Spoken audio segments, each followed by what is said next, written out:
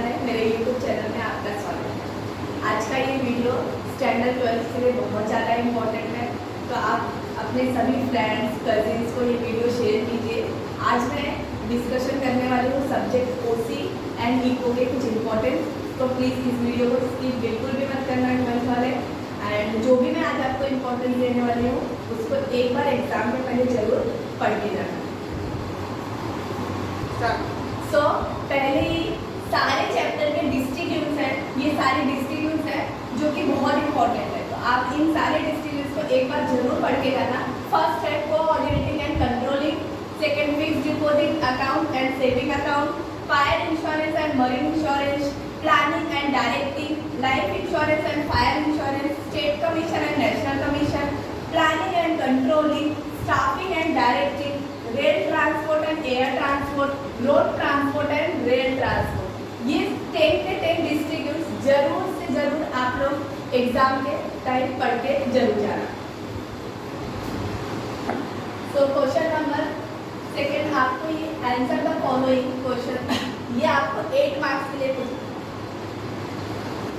So question number second, answer the following question, ये आपको 8 marks के लिए पूछा जा सकता है, जो है 4 मार्क्स के लिए ईच क्वेश्चन आएंगे। तो ये कुछ इंपॉर्टेंट क्वेश्चन है, आप इसको या नोट डाउन कर सकते हैं या तो आप इसका स्क्रीनशॉट ले सकते हैं। Functions of entrepreneur, define the sole trading concern, explain its merits and demerits, describe any 5 points of importance of staffing, state any 5 principles of Henri Fayol and explain advantage of BPO business process outsourcing, explain the principle of insurance, state any 4 rights of the consumer, state the importance of marketing to the firm। ये आपके कुछ important है, इनको जरूर एक बार आप पढ़ के जाना। सो ये लॉन्ग क्वेश्चन है, ये आपको 8 मार्क्स के लिए पूछा जाएगा एक क्वेश्चन। तो आप इसको लिखना कैसे है, पहले आप मीनिंग लिखेंगे, उसके बाद इंट्रोडक्शन लिखेंगे, उसके बाद डेफिनेशन लिखेंगे, फिर उसके बाद जो भी उसके फीचर्स हैं फंक्शंस हैं उसको एक डायग्राम में इसके बना के अच्छे से लिखेंगे। आफ्टर दैट आप उसको अच्छे से एक्सप्लेन करो। तो इसके कुछ इंपॉर्टेंस है, ये आप जरूर करके जाना एक बार।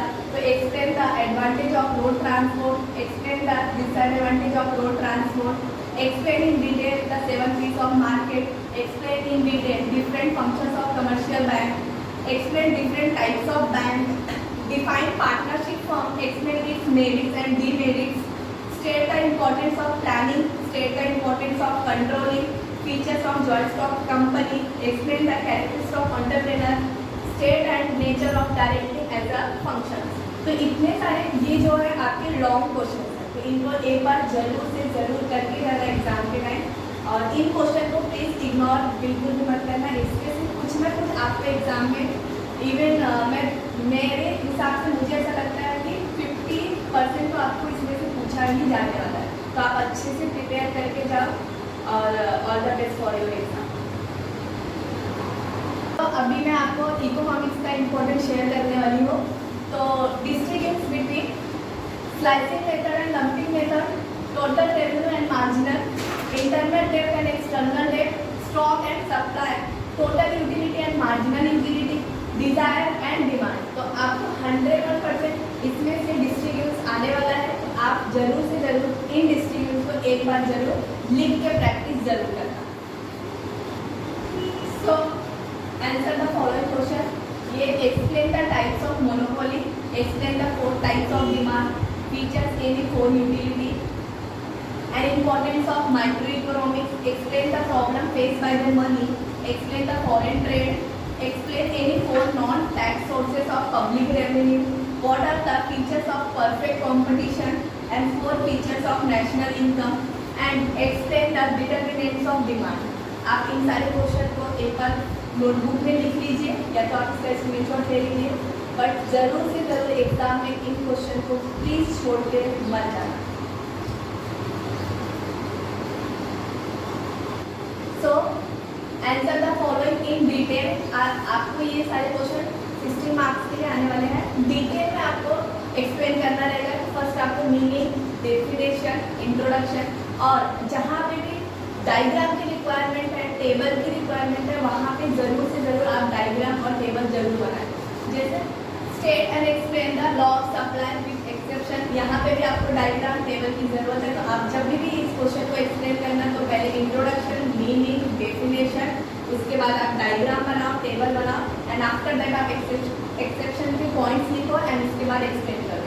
State and explain the law of demand and it's exceptions, right any 4 practical difficulties in national income, and state and explain the law of supply, state and explain the assumption of law of diminishing marginal utility, explain the significance of index number in the economy, explain the various reasons for the growth of public expenditure and scope of microeconomics in detail।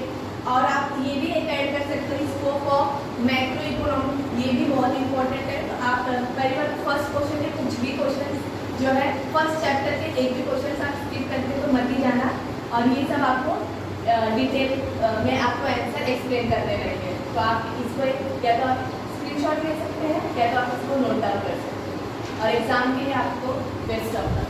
Thank you.